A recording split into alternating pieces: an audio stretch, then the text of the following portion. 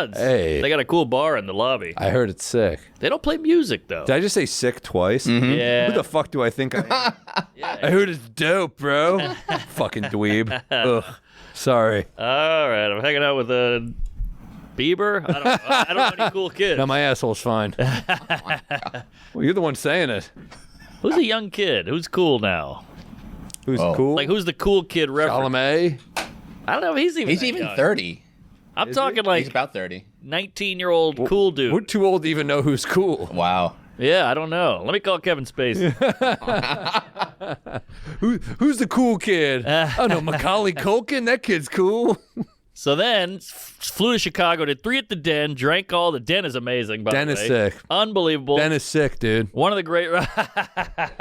Hella cool. Hella cool. No, I taped the special there for a reason. It's great. Yeah, I walked in, Great I was venue. like, this is a perfect room. You're repping it. That's right. They give me free shit. You give me anything free, I'll wear it. I got a turquoise blue one I wear all the time still. Great fit, great fluff. Yeah. Then went to bed, drank all night. Yeah. Santino texts me, let's get a drink. In Chicago, it's St. Patty's Day. I got he's fucking ginger. He's the mayor of Chicago. He's the mayor, and he's a luck of the Irish Mick patio.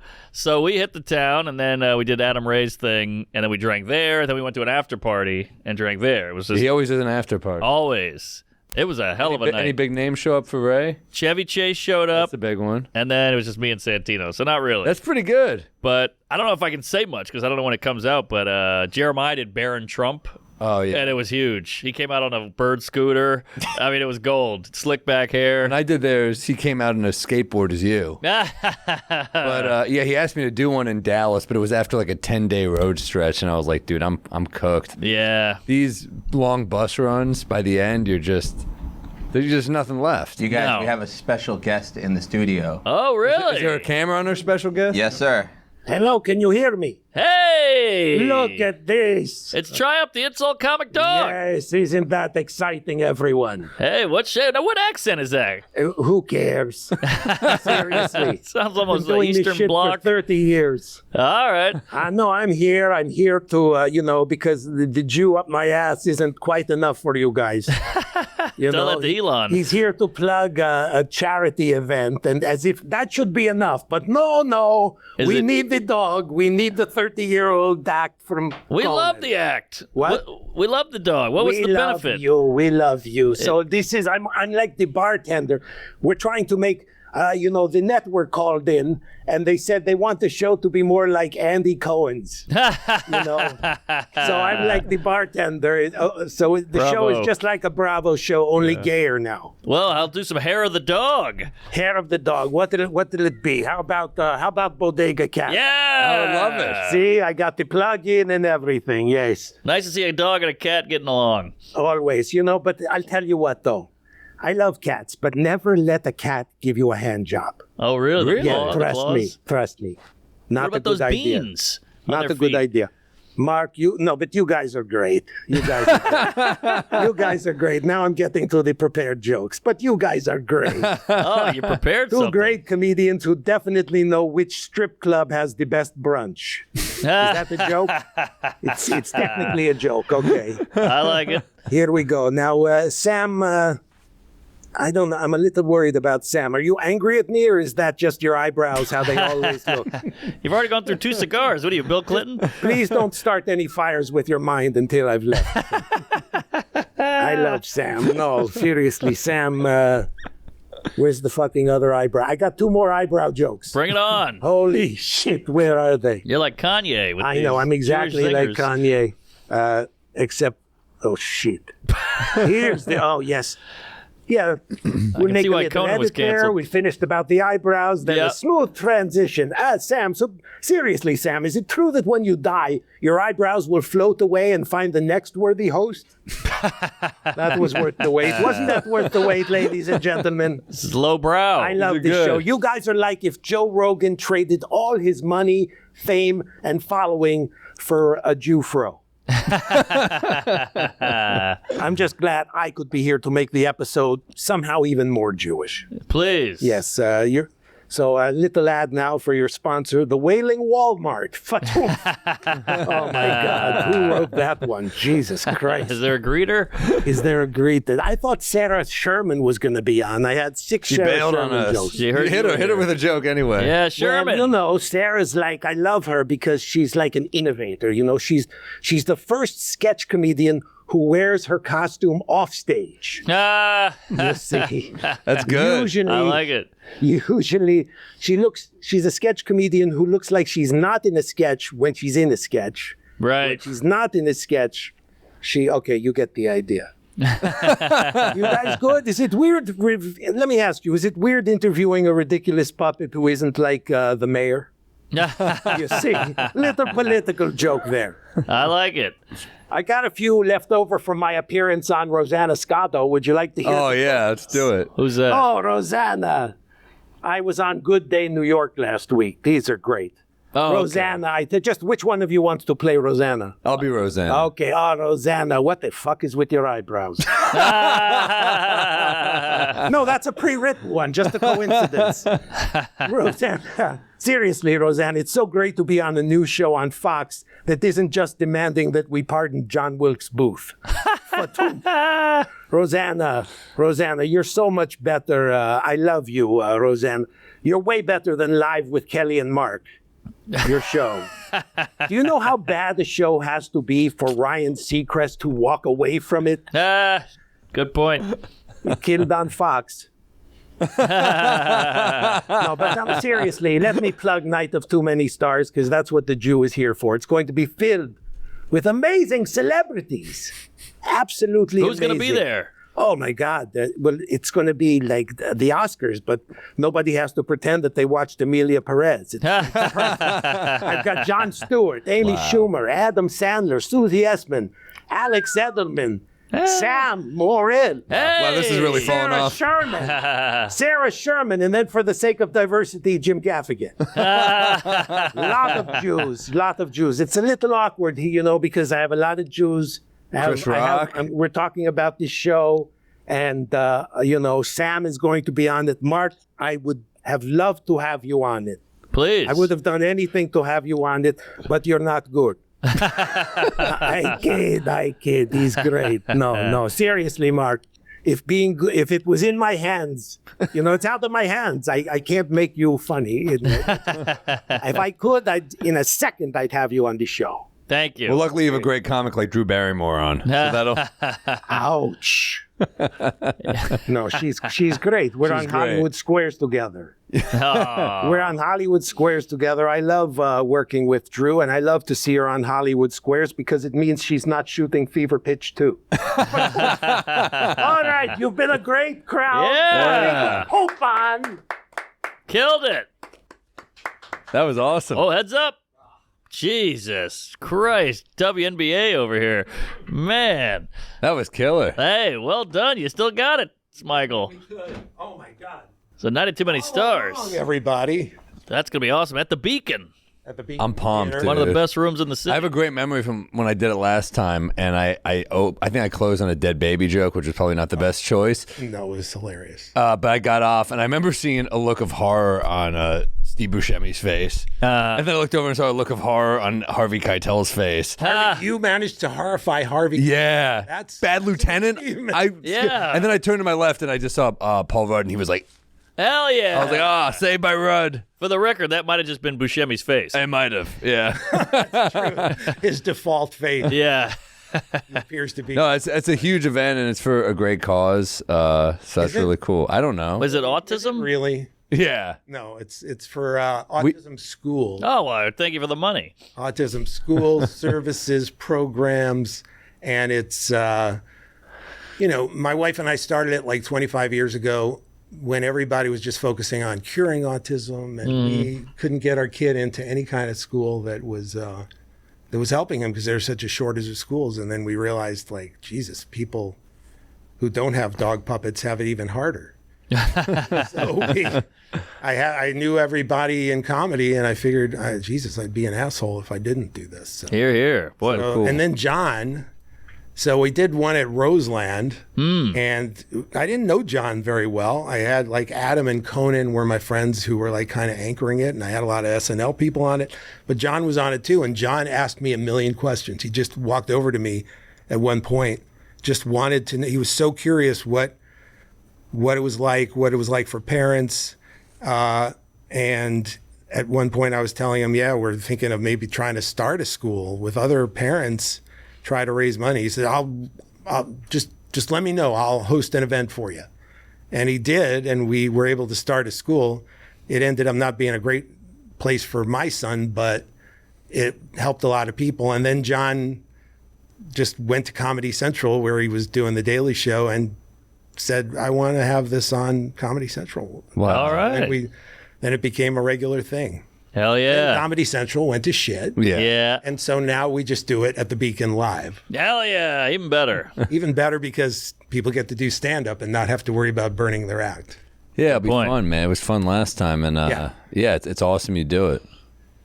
Is it? What are we looking at? Is it a telethon? Can you call in like Jerry Lewis? No, the TV ones, we did have a phone-in thing, and we would give away weird prizes like a Tina Fey calendar where she posed in I can't even remember. We superimposed her body over bizarre things, and then like a bikini calendar. And then one year we actually did this for people who donated over the phone $100 or more. We gave them a DVD of the first episode of Game of Thrones with color commentary by J.B. Smoove and Tracy. Oh, that's amazing. That is amazing. Yeah, which Great idea. ever since then I've been wanting them to just do that as a TV show. Yeah. Just their own version of Mystery Science Theater. Do you have to pay them to watch it?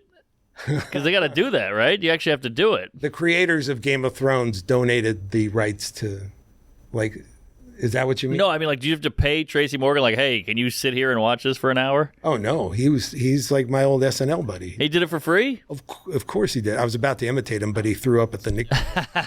I hope he's doing great. He had food poisoning. He's fine. Is that right? Yeah. That's what they Just said. food poisoning?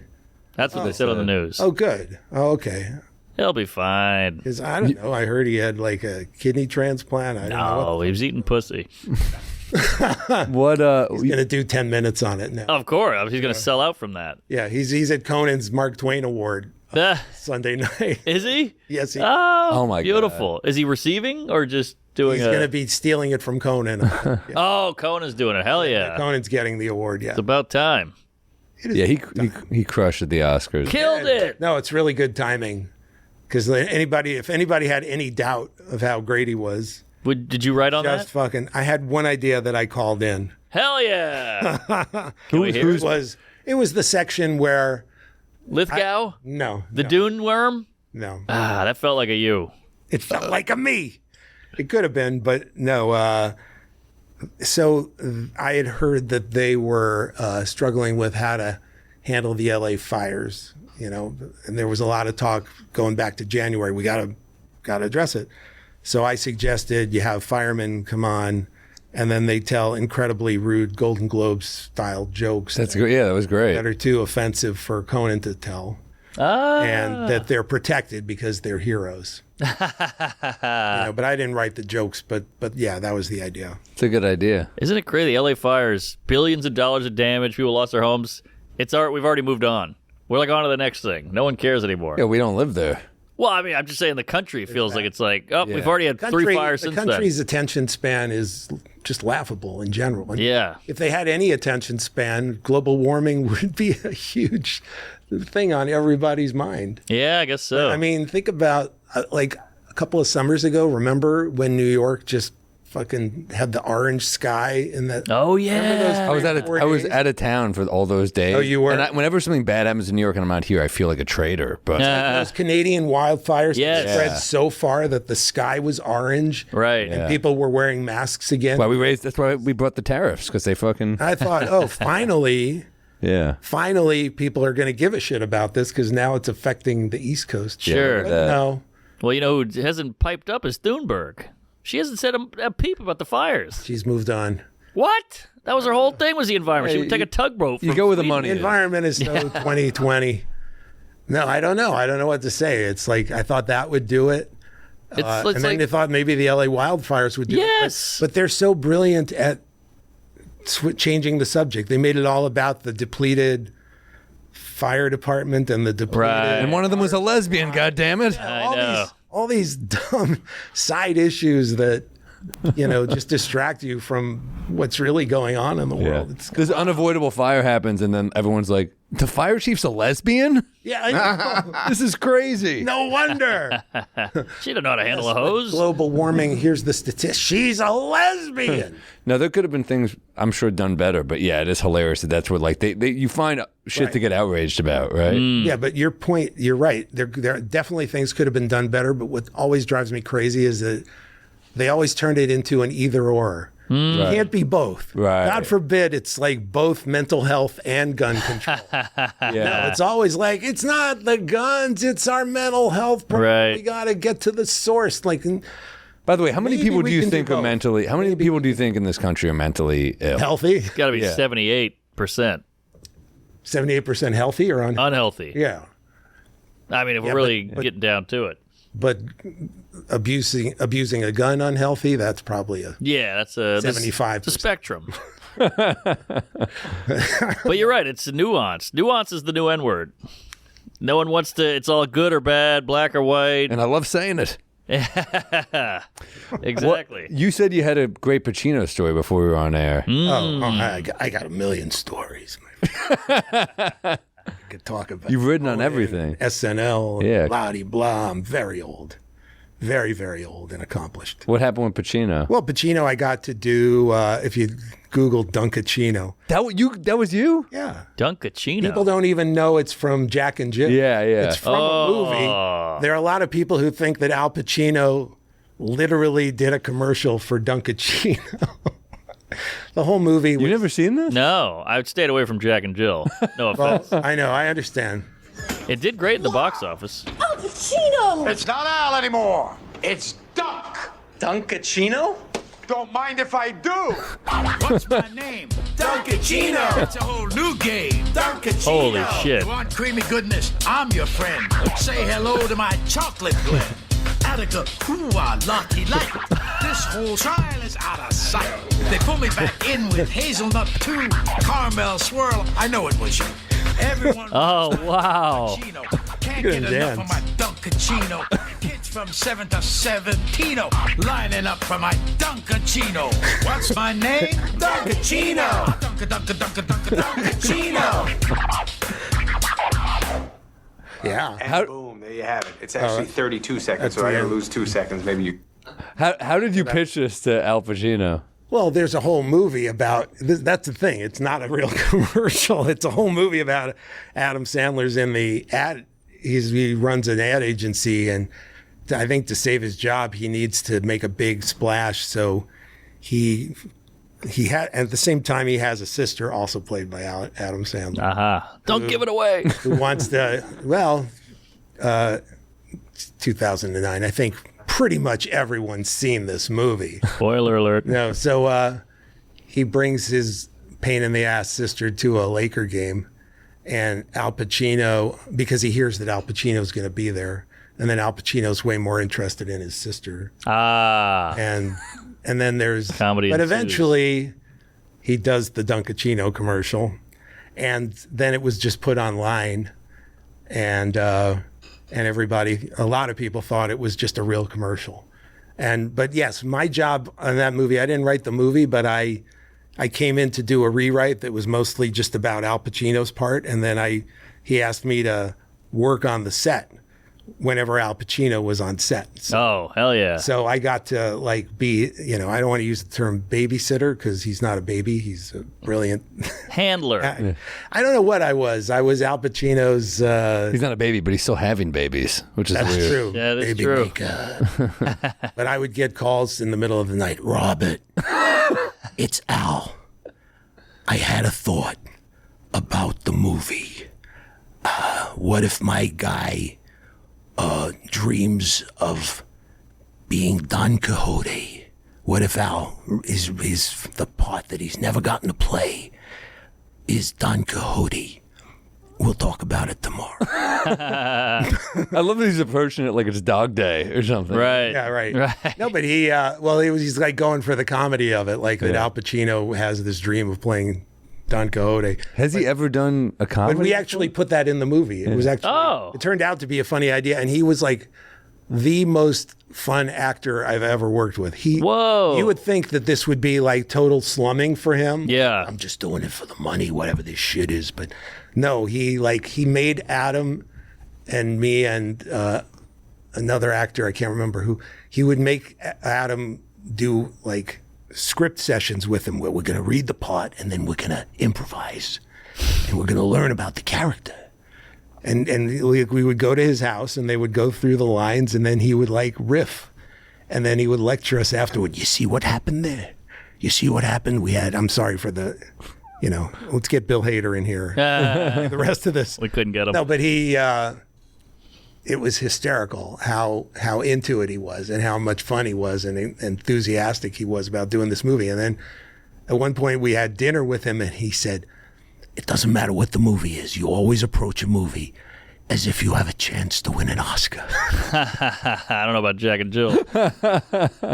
But yeah, that Dunkacino, that was unreal. I can't believe you did that. What a cool dude. I know. It's the guy. It was like a dream to like just jam every catchphrase Yes. into... That's worth the ticket price right there at the movie theater. Yeah, it's definitely like a really big thing on YouTube. That's for sure. Wow. That's why you want to be a writer. So you can make shit like this. He's one of the most fun people I've ever gotten to work with. Who else was like on that level of fun? Who surprised you? Well, that surprised me. I mean, Larry David getting to be on Curb was one of the most exciting things I've ever done. My dream. It didn't surprise me. It was just like better than I ever dreamed it would be. Yep. Because they let you improvise, and it was an insane part they gave me where I played this mechanic. Yeah. I played a mechanic who, there he is. That was on the baseball team in Central Park. Yes, it was like I was a mechanic who sponsored the softball team, and I took it way too seriously. And like literally I get to the set and the director, Larry Charles, is like, can you give a pregame speech before the scene starts? And as Amy Schumer. Yes, before she was Amy Schumer. Right. And I had like 15 minutes to like think in my head what I'm going to say. And then I got to do it. And then I got to do another scene with just Larry where I got to yell at him. Hell yeah. And make him laugh in the middle of it. It's just a dream. I mean, I love that show so much. Me too. Yeah. And this is the early year. Those were the best years. This is actually not, I don't know what's early anymore. This is actually not, this is 2011, the season that he did in New York City. Oh, really? Yeah. Oh, I thought this was one of like season 2 or something. This was the season with Bill Buckner, I think. Yes. Too, right? This is the episode with Bill. Yeah. This is the Bill Buckner episode. And the car periscope. And the what? The car periscope. What is that? Oh, pull it up. It was one of his inventions. It's in the same. It's in the New York season. Oh, but it's not in that episode. So Do we have any on YouTube? Do we have the speech? Ooh. Pull that. Oh, Yari's. I didn't know you could act too. Well, that's subjective. Thank you. Oh. This looks like an 8th grade science experiment, this thing. That's what it looks like. It's not what it's going to be. No, what is it going to be? It's going We don't have to watch the whole thing. But what's cool about this scene is Larry goes to where he lost his virginity in New York City, and I walk by there all the time, and I go, there's that building that Larry David lost his virginity in. So it's fun to see. Did the real Larry David lose his virginity in there? Yes. Oh, that's beautiful. Oh, yeah. It was in NoHo area. That's a place to lose it. Back in the 40s or whenever that was. So, it was a different time. Did I mention Susie and Jeff Garland are going to be on the show? Oh, nice. They're going to be on together. Nice. People are going to get to bid to interact with them. Oof. Interact with Garland. You should pay them. Yikes. Well, we're having Susie next to Jeff to make Jeff look normal. All right. That helps. She's a good buffer. Yeah. One of the first people I ever opened for. We made it! We made it to the big game! Center stage! Every one of you, all give yourselves a clap on the hand! I'm so proud of I every one literally of you. giggled in the middle of You it. know, So I didn't know I was before gonna I say came it. out today, I think about, I'm like the Steinbrenner. And I think, what would Steinbrenner Humor. say right now?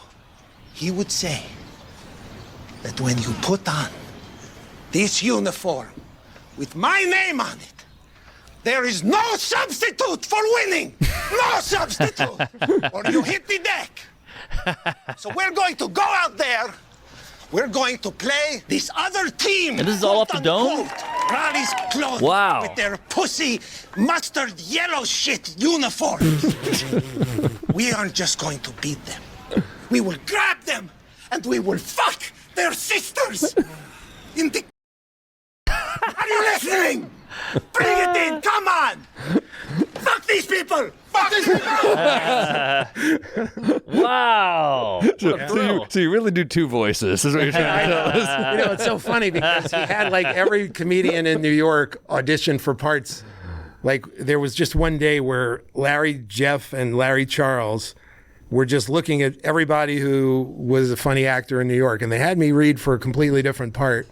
And then Larry Charles said, "Oh, let him try for Yari." And I just did sort of an Israeli thing. And then I get a call from Jeff later, Jeff Garland, and he says, Larry loves you, and he wants you to play the part. But he says, just do the Triumph voice. Like, whatever. That's awesome. Wow. Did Larry write for SNL when you were there? He came for one episode. He had written for SNL, I think either the year or 2 years before I was there, like in the early 80s, when Dick Ebersol was the producer and he was miserable. He got almost nothing on, and that's where the story of the Seinfeld episode about the pretending that he didn't quit after chewing out the boss and just showing up again. And then, oddly enough, I'm not going to say who did this, but there was a writer who ended up working for Larry who didn't chew out the boss, but he got fired and then still showed up. Whoa. Like the next week, and everybody. So he pulled a Larry? He did. But Larry quit. This was before Seinfeld, I think. Who was it, Schneider? Larry, no, I can't say. All right. But he ended up being a very successful writer, but not on Saturday Night Live. But Larry did do one episode. So Jerry Seinfeld hosted SNL in like 1991. Whoa. And I was there, and I wrote a sketch called Stand Up and Win, where Jerry is hosting the game show thing. The game show with all the other comedians. Yeah. And all the questions are like rhetorical, like, what's the deal with airplane food or whatever? Yeah. And then the correct answer is, I know. He's a great sport about that. You can do Jerry? what's the deal with all day long, and he's never offended. Yeah, and I saw in an interview where he never said what's the deal. That's right. In his act. He never does. But it just never feels like he said would have what's the said deal. that. Yeah, I don't know.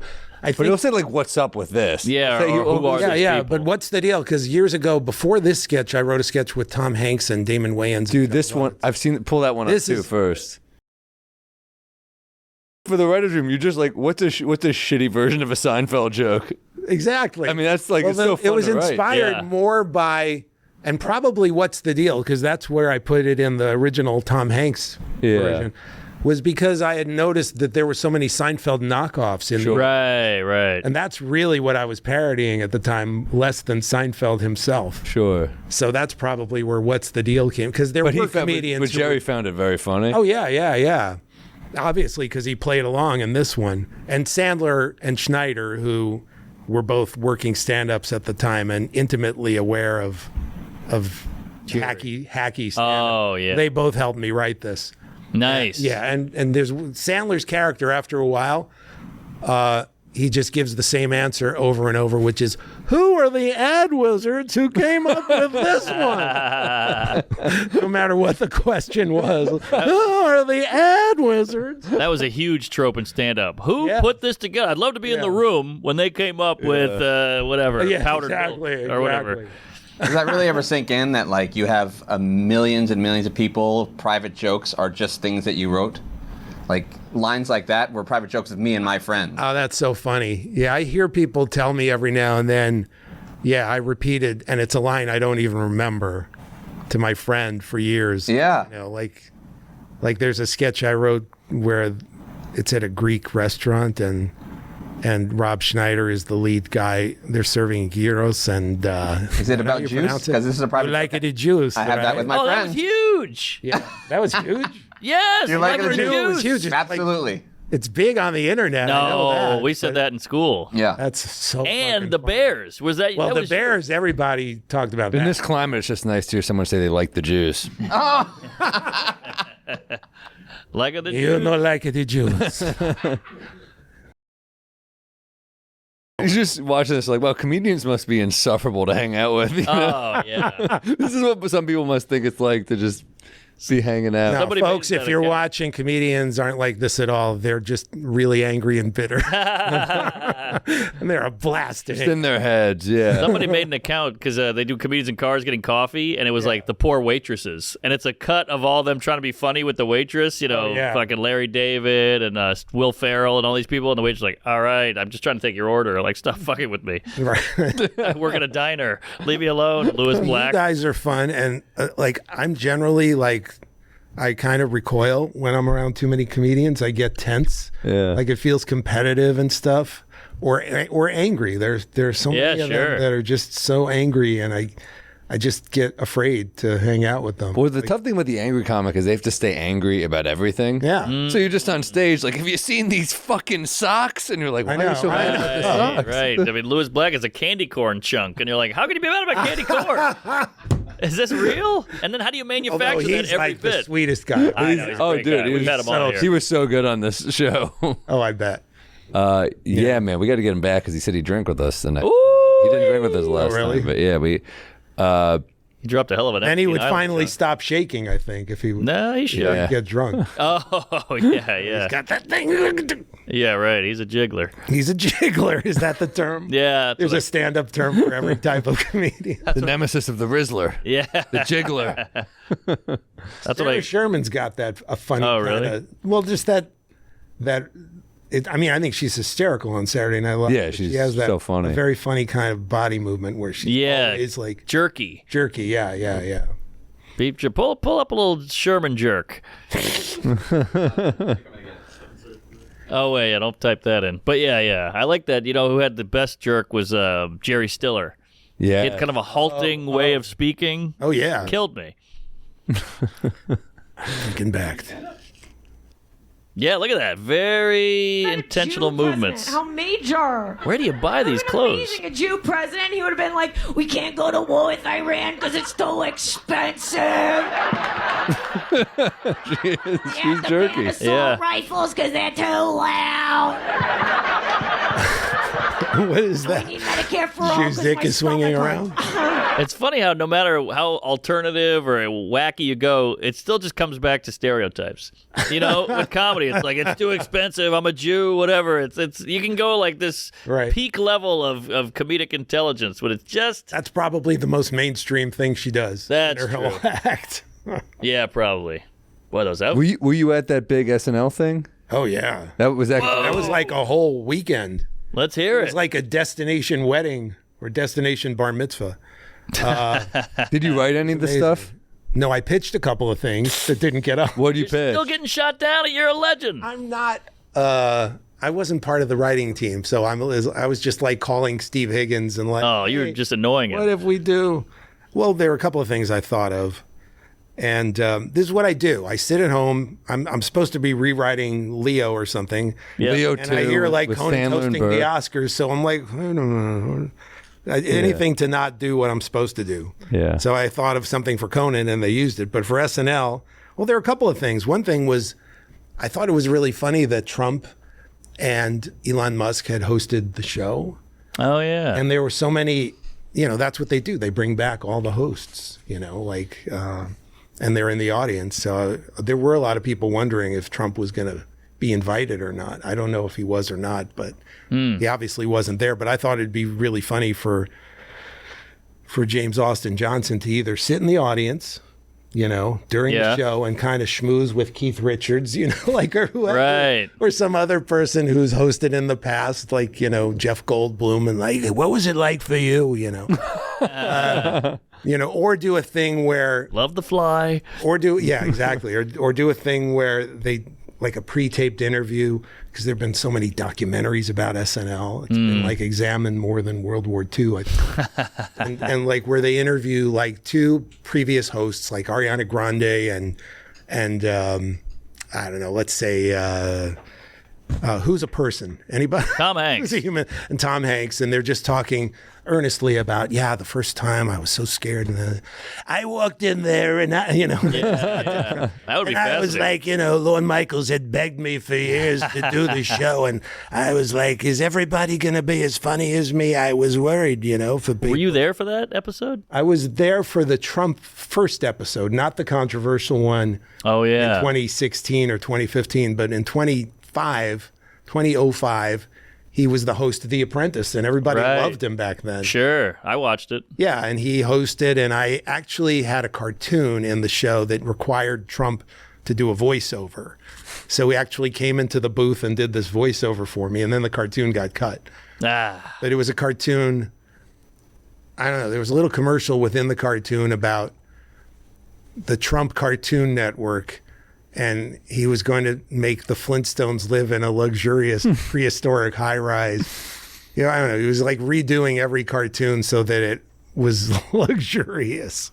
I don't remember anything else about it. You can't find it because it was cut. Like the Flintstones house, but he makes it better? The most luxurious, beautiful caveman. All the other cavemen are scared and intimidated. And, was he cool with it? And Popeye now has I can't remember. Could he laugh at himself back then? Yeah, he could. I mean, he read it. He did it, and he was very polite and you never see him laugh. No one has footage of him laughing. I've seen him laugh once. Okay. It was on The View. There was a baby in a cage. And no, it was the time. This is a very famous quote. Yeah. Pull it up. So he's on The View, and he says Is this when they're blowing him? Because they used to love him. No, everyone blew him back then. Colbert, everybody. No, he was on The View with Ivanka. Okay. And they're just being interviewed together. I don't remember why. Probably because she was on The Apprentice with him. Ex-wife. And at one point he says, isn't she beautiful? He's always like objectifying her right in front of her. Yeah. Can you believe these tits? They were my daughter. Daughter. Sorry. I mean, have you ever seen tits like this? And can you imagine how tight her pussy must be? It was never that bad. It was never that bad. But he's, this is it. The old View, yeah. Weird. He says I'd be dating her if she wasn't my daughter. My daughter. She is attractive. I'd be dating her. Stop it. Oh, it's so weird. Stop. You know what? You are Keep going. Yeah. Terrible. You're known for saying outrageous things. No, keep going. It stops. Oh, no.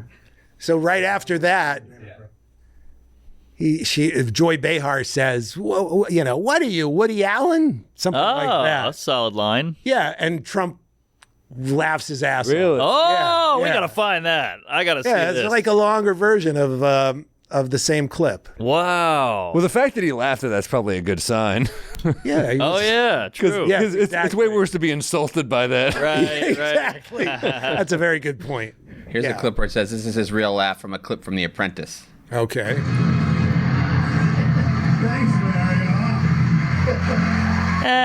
That's a chuckle. I need a laugh. Yeah. That's a heh. He laughs his ass off. All right, I'll Joy find it. Behar's line. We got that. We can do this. I'll get Then it. we'll go to Norm on The View. Talk about how Clinton. Oh, that killed was the a guy. funny one. So good. What? Norm on The View. Oh, when he accuses Hillary of murdering. I thought it was a matter of public record. Yeah, people murder. Everybody knows the guy Hey, that's murdered. pretty damn good. Well, yeah. I did a thing once I was a guest on Seth Meyers, and I wanted to do this bit where I imitated Norm, but it was, I don't know, they were afraid the audience would find it too dark. What was it? It seems to be scrubbed. I cannot find Oh, interesting. Yeah, find so it. Power right there. Yeah. Okay, it.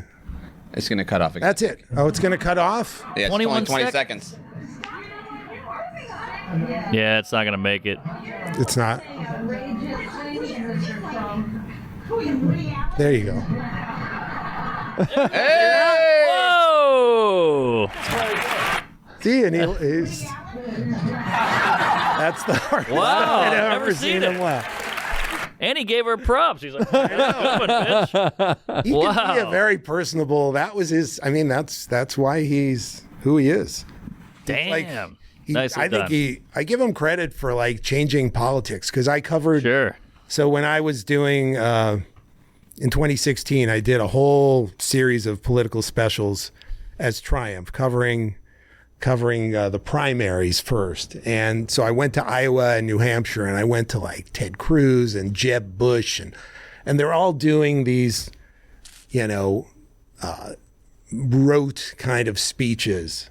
No matter, how many times I would see them, they're doing the same prepared shit. And to the point where I did one remote where I was like going to every Ted Cruz pit stop. And by the third one, I was reciting the speech, like down to the pauses next to people who were listening as Triumph. I'm like literally repeating the speech verbatim as he's saying it. But Trump was like this guy who's just like, how's everybody doing? And he's just like Regis Philbin. Right. He's literally just your friend. He's like, isn't it great? We're going to get everybody together and did I tell you what happened last night? I was with Arnold Palmer, and he's got a huge dick, as everyone knows. And he's just so conversational, and he made the audience feel like they were all in on this movement. Yeah. In a completely different way than all these other guys doing the bullshit, trying to be Obama. Like we are going to together, we will bloody blue. Yeah. And it makes a huge difference. And I feel like that's had a really that's the one thing he did that's had a positive impact on politics. I feel like more people are trying to really communicate except Democrats won't go on podcasts. Yeah, what's up with that? Oh, well, whatever happened with that? Because then there was like a he said, she said, where Kamala claimed that she did want to go on the podcast, and Rogan created. She went on Call Her Daddy, and that's it. No, I know, but she was claiming that Rogan created an excuse. He wanted her, I think. And he said she gave him a lot of parameters. I heard that, but I don't know. It came out later. I don't know if they're just trying to cover their ass. I think so. But, yeah, I mean, in general, Trump's just way ahead of the curve in terms of how to break through as a communicator. As an entertainer too. As president, he's basically. I mean, when he was doing rallies when he was president, like almost every week, he would just be doing rallies. Like, he was like a stand-up act. Like whether you think Biden was successful or not, he was horrible at making the case that things were going well. He was hiding.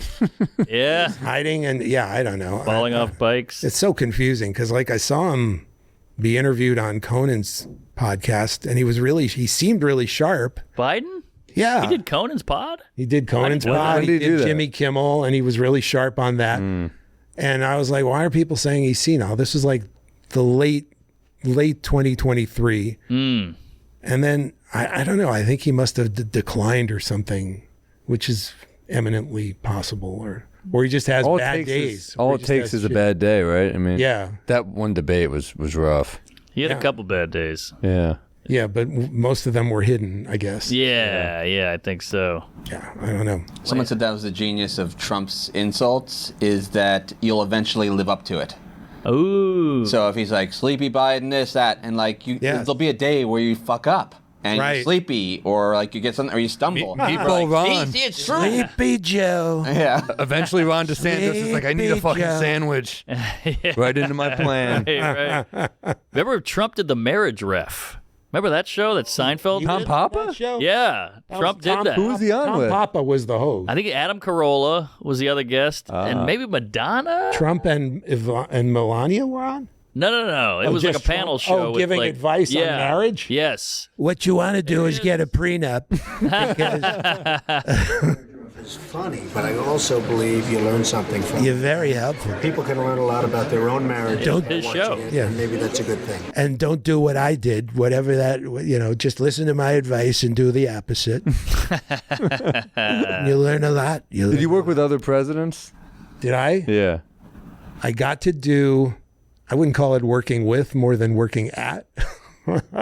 So in 1995, like when Conan started, or even the whole late night show on NBC, they did this bit where Conan would interview celebrities, and it was a photograph, and they would cut the lips out, and the lips would, like, I would do Bill Clinton and Arnold Schwarzenegger and Trump a couple of times, and Bob Dole and everybody, basically. I did Bill Cosby. I did a million people on that show. But yes, so Bill Clinton was the most popular thing I did in the early 90s, and Conan got invited to host the White House Correspondents' Dinner. And he got to speak. Sorry, that's just a text. That's somebody has the Bill Cosby joke. No. Jack and Jill too. I'll remember that one. So Conan, they wanted Conan to not just speak, but interview Bill Clinton in front of Bill Clinton. So it was a pretty trippy experience getting to imitate the president right in the same room, right in front of him. Was Clinton? Yeah. Is there footage of this? Maybe on C-SPAN. Oh, was maybe Clinton on the laughing? C-SPAN. He laughed like a donkey. Really? Yeah, and I don't know if to this day I don't know if he was being sincere. Or You can only say that about a white president, by the way. Sorry. That's true. Yeah, that's true. Back then, I did a lot of black people on the show. Did you? Oh yeah, I did Don King. Oh hell yeah! Only in America. I just did the whole thing. It was one of the most popular ones I did. What? Yeah, is it there or no? No, that's just Bill Clinton on. That's just a typical Bill Clinton bit. Yeah. Well, gotta say, sir, you seem pretty upbeat given what's going on right now. Oh yeah, I'm upbeat, man. Yeah, ain't nothing gonna bring me down. Yeah, it's Christmas time at the White House. Yeah, Christmas time. Like 70s. That's right. Well, a very Merry Christmas to you too, sir. This is the Monica Lewinsky scandal, I guess. My favorite president, I'd say. Well, what do you think? You got a favorite? Eisenhower. I don't know. Good one. I'm a big Lincoln man. Eisenhower's good. better. He's aged well, Eisenhower. Oh, of course, Lincoln. So Clinton, so I did Clinton in front of Clinton. Yep. And he's laughing like he's hee-hawing. And I don't know if he's laughing to show what a good sport he is or if he was really thought it was funny. Maybe. But Hillary was there too. Uh-oh. Folks, We Might Be Drunk is brought to you by Chubbies. The weather is going to get warmer. Make sure your wardrobe is ready, whether you're looking for some classic polos or shorts or show off those gym gains. You're in good hands with Chubbies. This is actually Chubbies. I love Chubbies. Their original stretch shorts come in 4-inch, 5.5-inch, and 7-inch inseams, and they're made with the stretchiest fabric while still looking tailored. I love Chubbies. I wear their bathing suits. I wear their shirts. I wear their jackets, obviously. I'm a fan. They got great pants, too, great polos. Whether you're dressed for your workday, a workout, a weekend getaway, Chubbies got you covered. For a limited time, Chubbies giving our fans 20% off your order with code DRUNKS at chubbiesshorts.com. That's drunks at chubbiesshorts.com. Support the show and tell them we sent you. Don't blend in with the crowd. Stand out with Chubbies. Hey, Shopify, your business is booming, but your point of sale system is slow. Time for Shopify. Shopify POS accepts payments, manages inventory, and does everything else you need to sell face-to-face. Shopify tracks and combines your online sales with your retail store sales, so you always have a real-time eye on inventory. Shopify makes it simple to take payment with devices you already own. Transform your tablet into a mobile POS system or use Shopify's POS Go mobile device. Shopify also has a library of plug-and-play tools to help you build social media marketing campaigns, so your Insta or TikTok campaign will lead folks right to your store.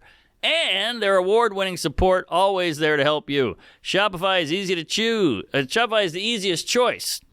Do retail right with Shopify. Upgrade your business and get the same checkout Hailey Bieber uses. Wow, how about that? That came out of nowhere. Sign up for your $1 per month trial period at shopify.com/drunk, all lowercase.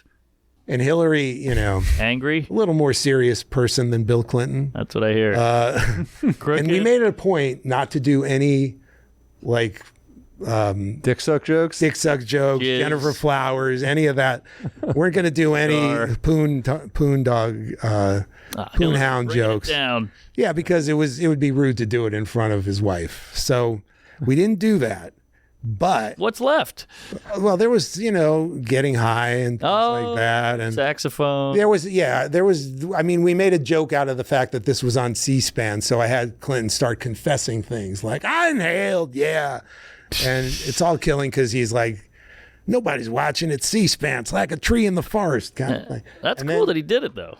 It is, but then at one point I did this joke, and Conan and I debated whether to do it or not, and all it was like.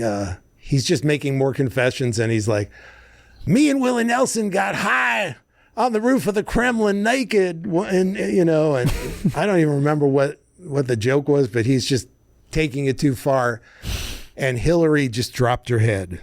Wow. Oh. And Dick Cavett. If she did that more, maybe he wouldn't have done what he did. Maybe so, ladies and gentlemen. Jesus. Wish I had said that back then. That would have really brought the room down. Hey, Hillary, why aren't you laughing? What the hell? You're dropping your head for the first time. I love Rock's old bit. Hillary put the whole country at risk. You know what kind of man you have. Weed smoking fornicator. That's right. That was a great bit. Great bit. Brilliant. But he, so Dick Cavett's in the audience. You know who that is. Sure. The first podcast.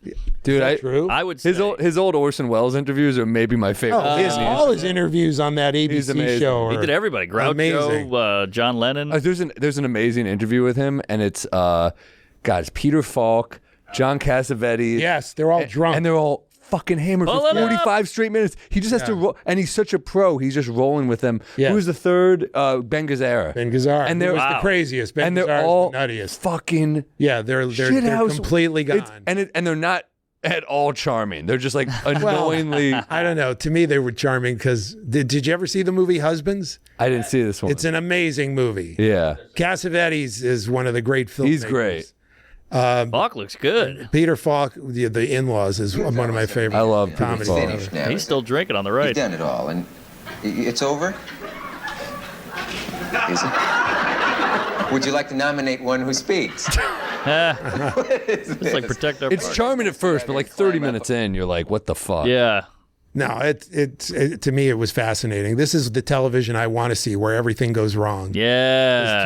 Too much television is like, buttoned up. That was nice, and we all love each other. But by the way, Fallon is like doing like lipstick karaoke or whatever. Meanwhile, these guys come out, they show up in a blackout. Hell yeah. And they air the whole thing. Basically, it's amazing. There's been a few drunks on Letterman back in the day. Oh, Crispin Glover. Oh, that was pull it up. That was a weird That's a classic. Who? Barrymore? Drew Barrymore. We watched a Tarantino one on Leno where he was fucking bummed. He was wrecked. Oh, we got to get him on here. But Dick Cavett said to Conan after the Clinton bit, he said, Hillary's face changed from Dr. Jekyll to Mr. Hyde. And the whole room saw it, and we lost the audience. Oh, wow. Because they're taking their cue from the president and his wife. And Hillary just was like this, and we lost the audience. And we had like another 2 minutes or 3 minutes to go. Damn. We had like Jimmy Carter coming in, and it was like, fuck, do we cut bait? What about Chris Farley on C-SPAN? That was a classic. Remember when he did Newt Gingrich? Oh, yeah. It's like Charles Manson. What drugs is he on here? He claimed that he was in character, that he was like, he was making a movie, and he was trying to stay in character. What about Joaquin Phoenix? Remember he had that? Oh, that was brilliant. Was that? He was in character. Oh. Yeah. He was doing that for his documentary. And then Letterman had the classic line, well, I'm sorry you couldn't make it tonight. At the end of solid. Solid. This is back when we watched TV. Yes, exactly. I feel like when Letterman ended, that was the end of watching TV. Conan had a run. Before that, once he was on TBS, he did brilliant stuff, but people don't. But it was online. People watched it online. Yeah, people watched it online. No one watched that show live. You'd be standing up there and you'd be lucky if you got one tweet. Exactly. That's a good point. Exactly, but We didn't know that at the time, but it turned out that Conan ended up building this amazing online presence, and that's how everybody watches everything now. I know. Nobody stays up to watch any of this shit anymore. No, this is live, and no one's catching it. Wouldn't that be weird? Who are other people you work with on SNL that were like crazy? Did you work with Elon? I did not work with Elon, but yeah, that was something I pitched. So the Elon Musk thing, yeah, I wanted to pitch that, and then the other thing I wanted to pitch was a song about Lorne Michaels, because I have this sick desire going back to when I started at SNL to always poke the bear. Sure, well, that's what comedians do. Yeah, so like, I mean, when I did the SNL cartoons, I always started with Lorne Michaels chasing a little dog came and tore the logo of the show away. Oh, yeah. Revealing TV Funhouse, and Lorne Michaels' cartoon is like, come back here with my show. Oh, yeah. And so I wanted to pitch and I was one of the first people who impersonated Lorne, me and Dana Carvey. Yeah. And then it just spread over the years, and now I'm told that everyone at the show impersonates Lorne. Is there truth to the fact that Mike Myers and Dana Carvey had a falling out because Dr. Evil? Supposedly there was really? So I don't know if it was a real falling out, but I think Dana has said in interviews that he was a little upset because the pinky, I remember distinctly Dana Carvey, part of his impression of Lorne was Lorne looking at the board. Imagine these are all just sketches that are, and he's contemplating the running order, and he's just like, Whitney, what do you think? What do you think? Right. If we move Act 2 to Act 3. Yeah. And so I think that was the thing that may have gotten Dana, is just that he used the pinky and never just called Dana and said something like, hey, I'm going to use the pinky. I'm doing Lorne. It is crazy if you Lorne, feel like I'm someone using your pinky bit. Right. Well, if someone kind of takes an impression you do and makes it huge, I could see that. I mean, he could have done a different voice and it still would have been. I mean, those Austin Powers movies were so amazing. They were so funny. So in the theater. He was like the first one especially was incredible. The second one's amazing too. He's got great moments for sure. I heard he's difficult. Who, Mike Myers. You know what?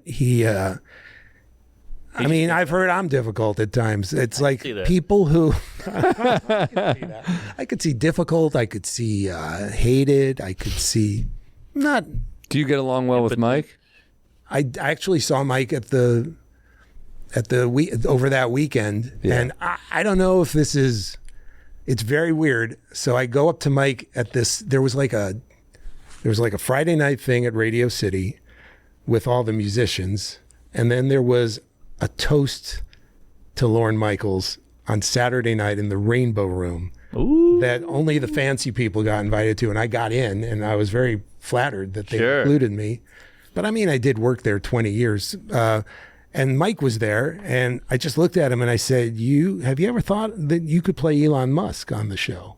Like Dana did like a 3-second impression in December or in November after the election, and he shit on it publicly. Oh, pulling that up. But Mike's was then Mike took it again and really Mike's flew was with much it. more broad, and Mike looks much more like him. Yeah. Uh-oh, it's just like Dr. Evil all over again. He stole from Dana. No, he didn't steal. I'm joking. Dana didn't. Dana did it reluctantly. Wow. So I don't know if, but there it was like a week later. Were you close with Dana literally a Carvey? week later, Mike is doing. I'm very close with Dana Carvey. He's one of my best friends. He's funny. We want him on the pod. We're big fans. One of the funniest people on the planet. We had Spade. We got to get Carvey, man. Oh yeah, Carvey's. I think he's one of the best. Top 5. Oh yeah, I think he's in a lot of people's top 5. If you were to make a top 5, I think it's hard to leave him out of your top 5. Let's do top 5 each. It's hard, right? Try to make this episode interesting. Come on, what do you think? I don't know what to do. I'm sorry. No, you're great, man. No, a cast. Cast. I would say that Will Ferrell, for me, is the all-time best. All-time number 1 for me, because wow, if you look at it like a 5-tool player, like he could be funny as like a regular guy in a sketch. He could do funny impressions, crazy ones like Robert Goulet and George Bush. He did amazingly, right? And he could write his own shit. Really? Absolutely. He wrote the cheerleader? No, well, I'm sure he co-wrote that, but he wrote the cowbell sketch. Whoa! All by himself. All by himself. There you go. That's insane. I'm cleaning up. Wow. Who else is in your 5? That's Eddie one. Murphy, obviously. Okay, that's a two. There's nobody. Whoever has a list can't leave Eddie Murphy out. Yeah. I don't see that. All right. Nobody's carried the show like Eddie Murphy did for the years he was there. Yeah. Saved the show, some would say. Some would That's say. true. Some it was would tanking say. in the 80s. And then it gets, I think after those two, it gets subjective. Like some people would say Hartman, Harvey. Hartman. I don't know how you don't put Hartman in there too. Yeah, but then there's Dan Aykroyd, who's also the same kind of thing. Farley. And then Farley and Belushi, like which one of those? Harvey. But then there's like Kristen Wiig. I would put Kristen Wiig. She's amazing. I would put her up there with those guys. All right, what do you got? That's very close to and mine. Bill Murray, I would put. My hero. It's tough for me. Yeah, I mean, Farrell's so good, and I was like the perfect age for him at that time. Right. All right, I'm going Ellen Cleghorn. How about me? I was like the fourth Bears guy. I'm just saying. The fourth guy in that sketch. Molly Shannon's pretty I love her, dude. I think she's awesome. Yeah. Molly Shannon. I do think Molly. She's a great dramatic actress, too. Yeah. That movie where she had cancer. Oh, yeah. What's it called again? She was amazing.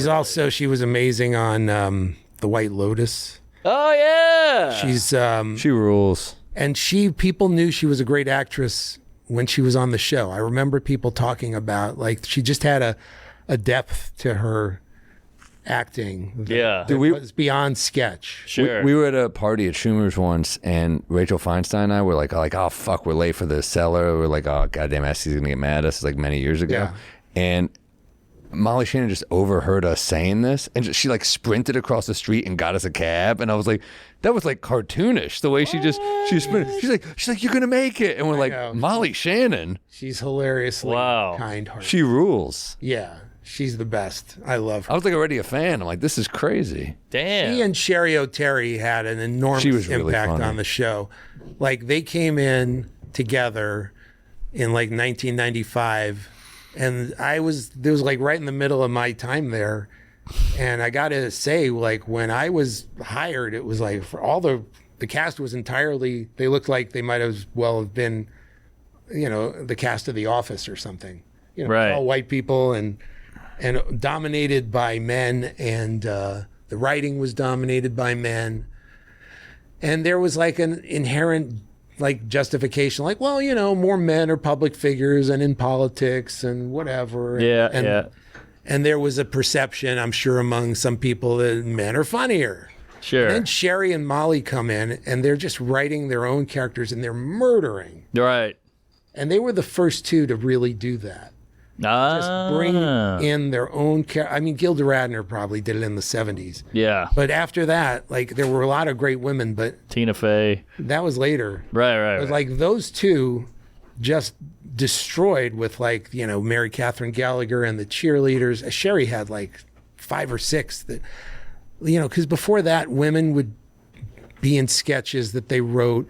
And there was this prejudice like, oh, that's a woman's sketch. It's like sort of tender and it's about, it's more about, there was this perception that they write the sketches that are softer and just about relationships and womany things. And then these two come in and do these really big, broad characters that are killing. And the show changed overnight, and it's never been the same. Interesting. Women are just as or more important now on the show than men are. And let's not go more. Well, I think there have been periods. That was a period where women kind of dominated. Then Gasteyer came in and Yeah, and Tina Fey and Amy Poehler were and then Tina and Amy head writer, came in. Weekend Update. Yeah, so what about give those two a lot of credit. What were other highlights of that weekend? Because that just seems so crazy. So, well, first I'll tell you the pitch that I had, which was it was going to be a song called "Everybody's Got a Lorne" that I had pitched to Martin Short, and he liked it. Everybody's got a Lorne, and then he was going to shove the microphone into the audience and just make celebrities impersonate Lorne. Because he knew that everybody did a Lorne, and we would find funny people to do it, whether it's like Emma Stone and then Charles Barkley, or right. And then we'd get to like previous cast members, and they would do their Lornes, and then coming back to Marty Short every now and then he'd get to current cast members and they'd be afraid, and they'd be like, I'm Lorne Michaels and I'm a legend or whatever. They'd try to fuck it up, and then it'd finally get to like a cameraman who's like, please, I haven't paid my mortgage off. I got a kid. I still got 2 kids going to college. And do your fucking Lorne. Yeah. Oh, I think that the show is really cool. Just desperate. What's it like pitching to Martin Short? Oof. He's not intimidating. He's a really nice guy. Oh, cool. Canadian. And he's also really friendly. It helps that I'm like really old and accomplished. So he's like, Robert Smigel. I can see that. You're a genius. Yeah. Huh? He's one of the funniest humans ever. He's never not funny. Dating Meryl Streep. What? Dating Meryl Streep. What the fuck? Dating Meryl Down. Streep. Yep. How the hell do you? I mean, imagine watching Martin Short jizz. Well, he did it. Here it is, my semen. With the Ed Grimley voice. Yeah. Can I ask you something? That was and that was highly stimulating, I must say. Take it, you whore. Wow. Yeah. That's bananas. That is a cool ass couple. Very cool. A lot of stories. Very cool. Well, Meryl Streep was on the show. She did a sketch with Kate. I always call her Kate. Blanchett. Kate Middleton. I Middleton. call her. No, Kate McKinnon. Another legendary performer. She's great too. Wow, Yeah, Meryl absolutely. must be tiny because Martin Short's what, 3'8"? He's wearing heels, 3-foot lifts. Okay. Wow, good for him. That's a win.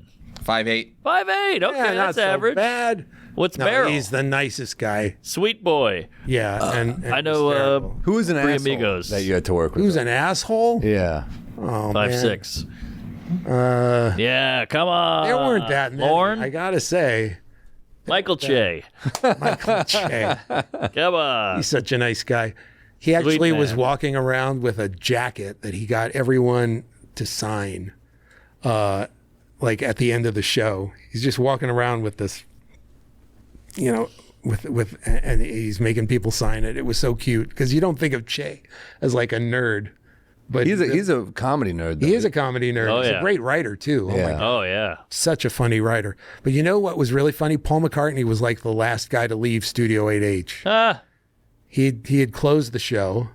He did The End and Golden Slumber, the end of Abbey Road, basically. He closed the show with those 2 songs. Wow. And then everybody piled onto the stage who had anything to do with being there. And I walked down there, and then it was just so crowded. I was like, fuck it, I'm not going to go up there. Do those people get paid? Who? All the performers. I think they have to get paid for just being on the show. But how much money did you give Paul McCartney? The guy's richer than... Oh, I'm sure he got scale.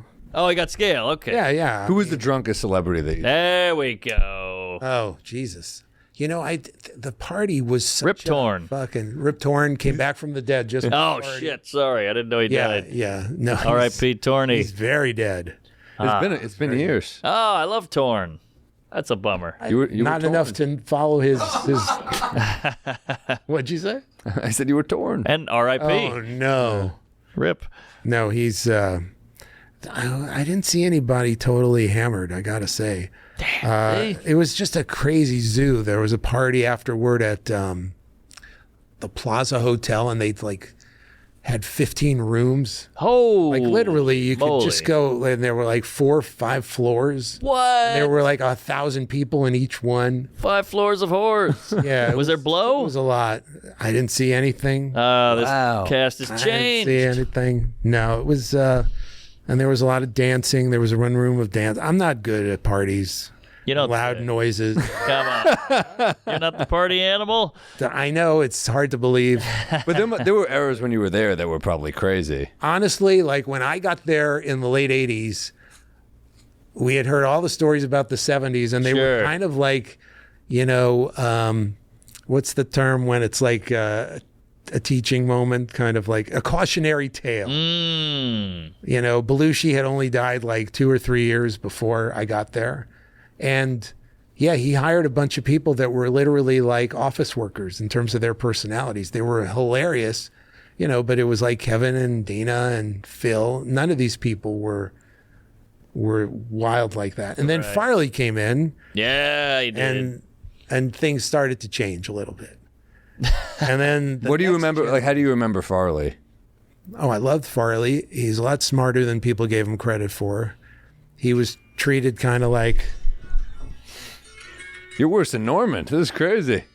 Well, my phone doesn't ring. No, but you got the beeping with it. I got that. That's the opening riff from I've Just Seen a Face. The Beatles. I actually wanted to talk to Paul McCartney and pitch him. I was like, why don't you do a country album?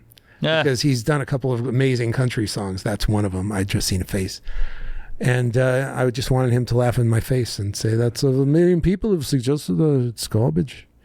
Whatever. But I didn't get the opportunity. Sandler sang a song.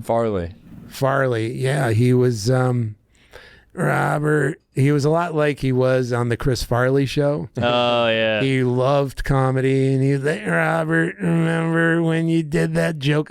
Like, if I would make a joke that he laughed at, he would just savor it. You know, like I used to do this thing where I would make fun of when people would make him fall in sketches. Yeah. Because it just seemed kind of hacky after a while. Mm-hmm. So like, you know, what are you going to do this time? A triple box top, you know, just giving his different falls names. And he would just be like, triple box top. Robert. That's so great, Robert. I read in that book, Gasping for Airtime, that at one point... Oh, that's Jay Moore's book, yeah. I think him and Spade shared an office. They did. Like that, yeah. They did. So one time Spade was like, I've got this book, this like limited edition whatever book, some crazy book. Yeah. And he went out of the room and Farley jerked off and jizzed in the pages, closed it. And then, you know, Spade had to come back and the book was ruined, obviously. But I just love that. That reminds me of my childhood. You know how much that book could sell? You had a horrible father. Well, to me, what is this, To Catch a Mockingbird? You fucking queer. Edition. It was the Quran. Jizz. It was the Quran, but I'm just saying you can do that back then. You can't do that in an office anymore. I just like that's what I want to happen in SNL. You can't jerk off to the Quran anymore. No, you can't. These fucking woke pussies took away jerking off on each other's stuff. No, and then go into that voice. Yeah. That's what I want. No, it's inappropriate. It's inappropriate. Yeah, that's what they would say. Farley, and they'd be right. Of course, but that's the fun part. And they would talk in that voice. Yeah, it just every comedian does that voice now. Whenever anybody's politically correct. No, it's not. They suddenly turn into a match game contestant from the 70s. Farley, he liked the hookers. He had a wild. He definitely brought the show back. I've heard Sandler say that he would drink and he'd be ready to throw down. Really? He could get angry when he was drunk sometimes. Ooh, that's scary. Yeah, no, there was a darkness, but he was clean for like 2.5 years. Wow, really? On the show? He got fired from the show temporarily. Oh, no. When I actually was with him. So I used to do things in Chicago with him, like the super fans, like me and him and George Wendt. We would do these extracurricular bits because it was so big in Chicago. So one time, literally, we went to Soldier Field before the Bears playoff game, and they had us give a pep talk on the 50-yard line before the game started. Me, George, and Farley. Wow. Like before an actual Bears playoff game. That's how big fun. The characters were at the time. And Farley, but afterward, Farley sort of broke off from us. And later I heard that he cleaned out his hotel refrigerator. Uh-oh. And he put his hand through a glass window. Ooh. Yeah, he was with an old Second City friend. Oh, boy. Who couldn't control him. And then Lauren heard he was out of control, and he fired him for at least a month or two. And it really shook Chris up, and he was literally cleaned up. He did Tommy Boy clean, I'm pretty sure. Ah. Yeah. Can I just reiterate my point about the jizzing in the book? Yes. Okay, I wasn't saying... my point is, I feel like if he did that now, he'd be demonized. But he can do that and still be considered a fun guy. No, I was fucking with you. All right. I got what you were saying. Okay. I was just trying to make a joke. Oh, okay. All right. I love the jizzing in the book. I'm just sad because think of how many more books he would have jizzed in. Good point. Well, you got to know where you're left off. They could. All right, goddamn it! Bring me Hanley's new book. Let me rub one out. They could have been sold for charity. They could have been. I could have raised a lot of money for my. Yeah. Could auction them off. Robert, whatever you need. If you jizzed in Mein Kampf, there'd be a lot of dead Jews in there. Wow. All right. Wow. You get it? Strong joke, man. Okay. That was big. That was That's fucking big. solid. That's. The jizz was solid. I'm just trying to get us out of the day to tell that joke. That's true. Israel. There you go. Boy. What are some other? Are there any other like memories you look back on where you're like, Not a one. No. no? Let's see. The SNL anniversary. Who else was? Got to talk to Billy Crystal. That was exciting. Never met that guy before. Yeah, what'd you talk about? And I met Eddie Murphy. Oh, hey! Eddie Murphy. Talk about burying the lead. What the Murph fuck? dog. You had never met Eddie him? Murphy. He was at that Lorne Michaels toast. Yeah. And he just walked in my direction. Otherwise, I would never have approached him. I would have been terrified. But he's like, I don't remember how the conversation started, but he said, hey, and I was like... He knew who you were. That was what was crazy. I was literally like a little kid. I was like, my name is Robert Smigel. I did cartoons on I know who you are. You're Robert Smigel. Whoa, that's got to feel good. It was shocking. I was just... What'd you talk about? Well, I told him, I just got all SNL nerdy because I am an SNL nerd. And I told him, hey, did you see there's a magazine article where they interviewed all the cast members and asked them what their favorite sketch was of all time on SNL. And the winner was James Brown's Celebrity Hot Tub Party. Oh. Do you know the sketch? I don't Pull it up. Oh, now that's sacrilege. And I was one of the people who voted for it. I had actually met one of those writers in a really strange circumstance. The guy, before he was a writer at SNL, he was a segment producer for the Mike Douglas show in Philadelphia. My dad was a guest on that show. My dad was a dentist. Wow. And he was what a guest. He was one of the guys who invented tooth bonding. So he was demonstrating it on a person in the audience on the Mike Douglas show. We had a low bar for guests. Holy hell. I know. But anyway, but it's got to be so hard to be Eddie Murphy. It's almost a cursed life because everybody knows you're the funniest guy ever, and now you have to be funny on command.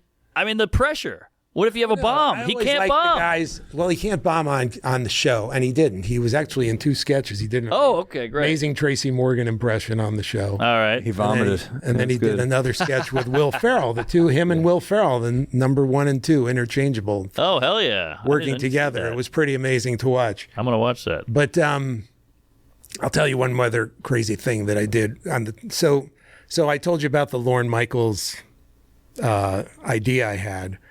And it was shot down very quickly. By Lorne? Yes, I was told by Lorne. I don't think he was necessarily offended by it, but he just probably didn't want the attention. Sure. That level of... he's already getting a lot of attention. Yeah, all about him on his own show.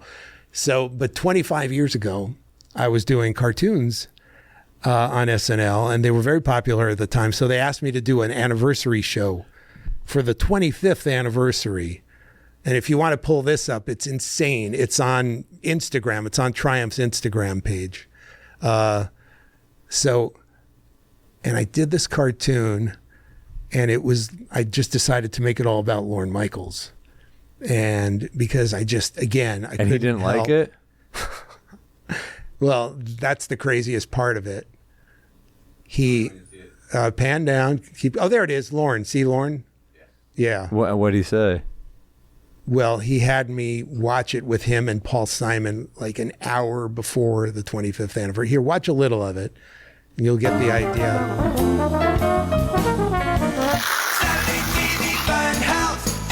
This takes me back. Oh, yeah. But then in this case. Oh. Hi, I'm Lorne Michaels.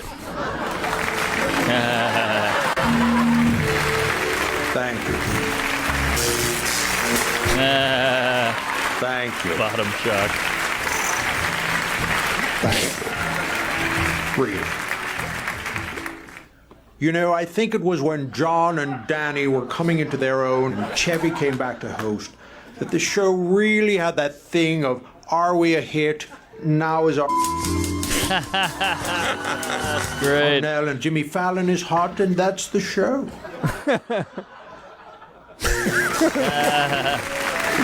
Thank you. And then he starts. Thank you, Mike. That's really not necessary. Thank you. Thank you, both. Is that you doing the voice? Yes. We've had a lot of fun tonight. As you know, Saturday Night Live isn't just about glitzy guests in fabulous outfits at glamorous parties. It's also about merchandising. No self-congratulatory celebration would be complete without a nod to the hot new line of SNL anniversary gear you'll be hearing about in loud commercials during the 2 a.m. Jay Leno show. First, Conehead suppositories. Beldar and his family are anything but regular, but why shouldn't you be? Here's the Dennis Miller Squeeze Me doll.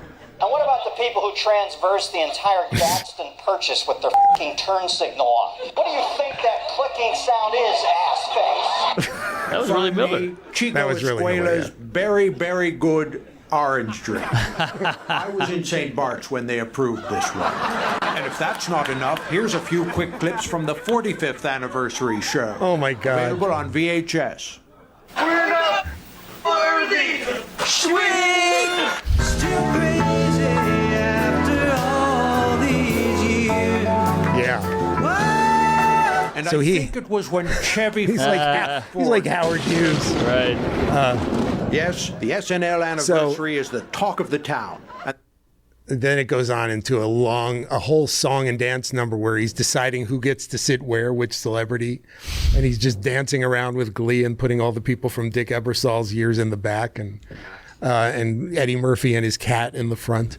But anyway, at least you kept the caption short. That's good news. Yes. So. Holy hell! I know. Jesus, Rob. I told the story that I'm about to tell you. Oh, okay. It's a good story. So literally. Oh, Wilson Vince. So I submit this script. Yeah. And one producer tells me that there are two producers under Lauren. One tells me, "Oh, you can't do that part about merchandising and telling the boring story. He's not going to like that." Then the other producer says, "Oh no, that part, I really like that part. I think he's not going to like the part where he sings and dances around and talks about all the guests." And I was like, "What if I'll do it all, and then we'll just see."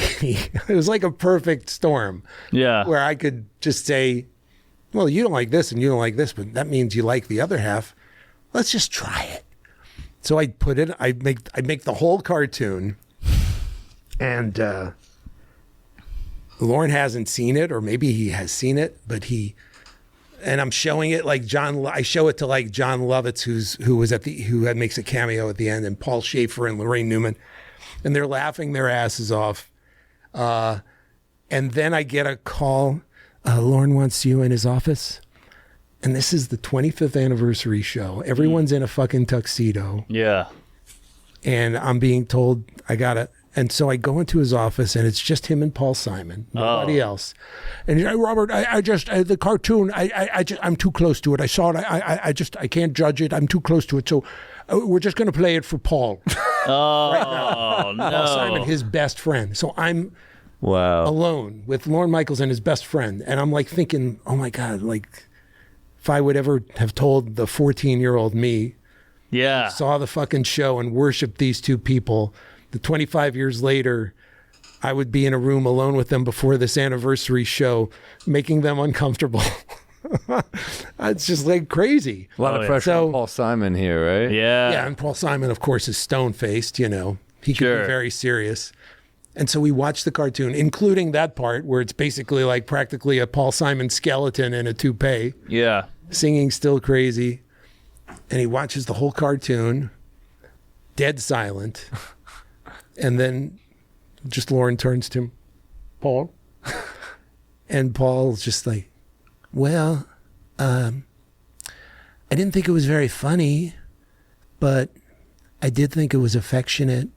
Oh. Oh. And I have no chill. I have no poker face at all. So I just like can't hide my relief. I'm just like, thank you. God, see, no, and I'm talking way too much. No, that's what I was going for, because it is affectionate. It's not really meant to be. And Lauren's just looking at me like, get the fuck out. Smart. We get it. Okay, it's in the fucking show. Hey, well, you got it in. Wow. I got it in, and then this is also funny. Like, so then the show happens, and the reason I had written it was because I had worked on the 15th anniversary show, which was very self-congratulatory. It was a lot of people at podiums just introducing clip packages and treating it like, commemorating some amazing. It just felt like I always wanted to be like the 70s SNL, where it was all counterculture and Yeah. So I get in there, and and these guys. So the show, the 25th anniversary show, was way better. Like Bill Murray's doing Nick the Lounge Singer, and people are doing sketches together. It's much more active, and now I'm feeling guilty that I made fun of the show because it's actually really good. And then they have these moments where they show a Chris Farley sketch. He had just died like a year and a half ago before, and Phil Hartman had died like a year before. Jeez. And they have like the cast members introducing a Phil Hartman clip, and they're all holding hands, all these guys I worked with, and I'm like in tears at this point. Oh boy. And then I go up to like an area where there's writers like Adam McKay and some other guys I worked with, and I was like practically in tears. I'm like, I'm going to tell Lauren to cut the cartoon. It's just not, this show's great, and it's I don't want to shit on the show. It's not right. And Adam McKay's like, it's fine. Don't worry about it. It's not really mean. It's fine. Okay. There you go. I just shut it off. It's a comedy show. Ultimately, I'm like, as racked as guilt as I felt, I just needed one person to say, nah. I was like, okay, yeah, no, we'll do it. Yeah. Sadly, I have that guy in my brain. At least you asked another person. I go, maybe that was too much. And then the other guy in here goes, do it. No, I always need one person to justify my sick behavior. But man, what a career. What a career. It's all over now. It's all over. It's not nice. too many stars, baby. Nice when it lasted. Not too many stars. And Leo 2. Leo 2. There's going to be a sequel to Leo.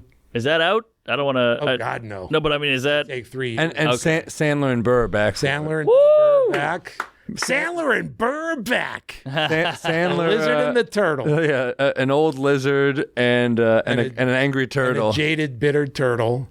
So Sandler had to put on a whole voice. Hi, I'm Leo. And Bill Murray's just like, what the fuck is this? What am I doing? I'm a turtle now. Okay, now I'm a turtle. Okay, Feels like so Bill should be the lizard and Adam should be the turtle. Why do you say that? Lizards are angry. Oh, they are? Yeah, the iguana, the Komodo dragon. Oh, those fuckers. Yeah. Mark, the movie's already done. That's true. Good point. It worked out. People went with it. No, it's a great movie. It's Kids fun. were, my 5-year-old was like, it took me out for a second. Why isn't Bill the lizard? But then I went with it. Robert Smigel, everybody. Robert Come on. One of the best. Not have too many stars. You can buy tickets at notms.org/ oh shit, I got it wrong. Come on. You can buy tickets at nextforautism.org/ NOTMS. Sam will be there. Yeah. Jon Stewart's hosting. Sandler's going to do a set. Wow. It's going to be amazing. One of the hottest comedians in the world is a surprise guest. I can't say who she is.